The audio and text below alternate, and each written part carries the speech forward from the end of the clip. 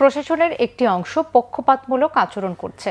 কোনো পাতানো নির্বাচন হলে তা মেনে নেবে না জামাত, সতর্ক করেছেন দলের সহকারী সেক্রেটারি জেনারেল এহসানুল মাহবুব জুবায়ের। সকালে দলটির কেন্দ্রীয় কার্যালয়ে ইউরোপীয় ইউনিয়নের নির্বাচনী পর্যবেক্ষক দলের সাথে বৈঠক শেষে গণমাধ্যমে একথা বলেন তিনি। এ সময় তিনি নির্বাচনে প্রশাসনের অস্ত্র উদ্ধার প্রসঙ্গে বলেন, লুট হওয়া ও অবৈধ অস্ত্র উদ্ধারে আরও তৎপর হওয়া উচিত, যাতে জনমনে আতঙ্ক তৈরি না হয়।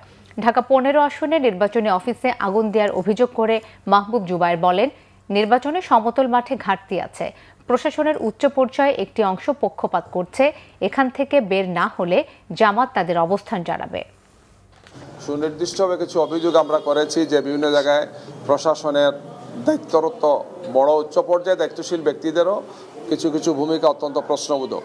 আমরা মনে করি এটাই সংশোধন হওয়া উচিত এবং সঠিক ভূমিকা পালন করা উচিত প্রশাসনের।